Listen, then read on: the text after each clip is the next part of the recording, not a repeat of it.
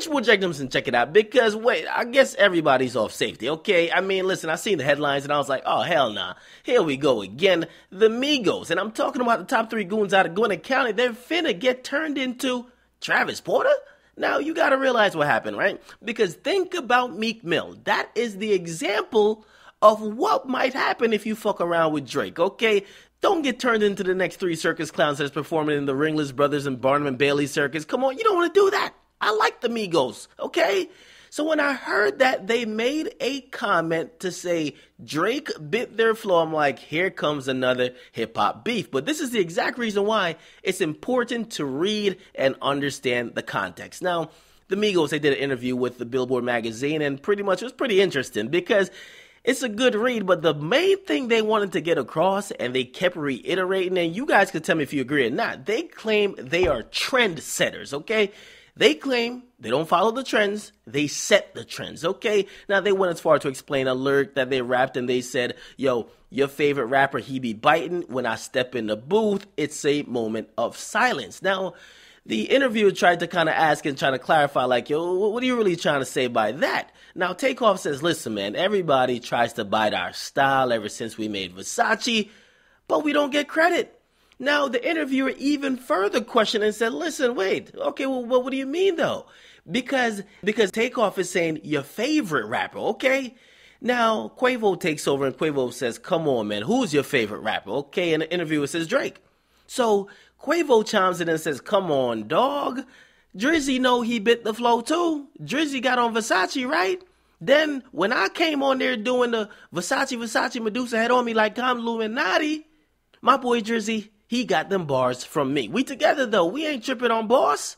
Now, obviously, you could tell it. To me, it seems like a tongue-in-cheek comment, which means it's not serious. They're kind of joking around, and they're not trying to diss Drake. Obviously, the headlines would make it seem like they're trying to diss Drake. But I will say this, man. Given the recent, whole thing or beef with Drake and Meek Mill, everybody want to divide and conquer these rappers. Because, to be honest, man, this is fucking hip-hop. It's a gladiator sport, okay? All this kumbaya shit ain't gonna work. We need somebody to get slapped. We need somebody to be beefing. We need somebody to get a fucking wedgie, okay? That's just how people are. Now, hip-hop fans just live for the fuckery. I mean, I kind of enjoy it, but I don't want it to get too crazy where people are either dying or go to jail, okay? Now, I will say this, because do they have a point? Does the Migos actually have a point? Are they setting trends and are people biting their style? Okay, now to me, I think the Migos have been pretty influential in the game. Now, a lot of times people don't see on the mainstream level and they don't give you the credit you deserve, but a lot of times all these trends you see go to the mainstream don't start at the mainstream. Usually starts at the underground level, the people who dominate the strip clubs, the people who are really running it without being that big name on top. And the Migos have been holding it down with their mixtapes. I mean, 2014, they were killing it. Other than Rich Gang, the Migos was holding it down with the tapes, okay? Now, we are just going to call it the Migos style because I know a lot of people are going to trace it back to 3 6 Mafia, Bone Thugs and Harmony, and even Lord Infamous, but that's neither here nor there. I don't know who really came up with it, but at least this rendition of it, the Migos are most popular for it, okay? Now, I will say this, a lot of recycled things of the past come back up into the future, and that's how music and really how culture works. I mean, a lot of people, all that old clothes, like people try to take and make old shit and bring it back and be like retro, okay? That's just how kind of culture and ideas and really just the innovation kind of works. You take old stuff, you build onto it, and you give your own interpretation, okay?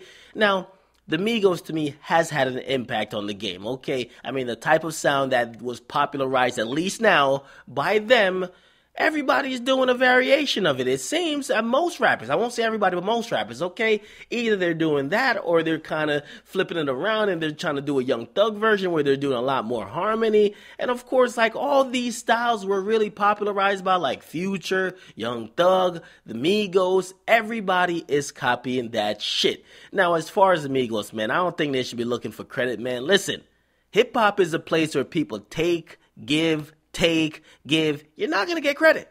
You're not going to get credit. Remember, the same thing happened with Drake and Big Sean. Same thing happened with Drake and Luda. Nobody's going to be like, oh, yeah, that's the guy who really... Listen, People usually, if they want to do research, they could find who it really came from. Do they give a fuck about who it came from? Probably not. That's why they're checking out the new person. So what do you guys think about this, man? The Migos say they're very influential. A lot of people say yes. Some people say no. What do you stand on the issue? Get in the comment box. Make sure you guys like. Definitely subscribe, man. It's your boy, Akademiks, the negotiator. I'm out.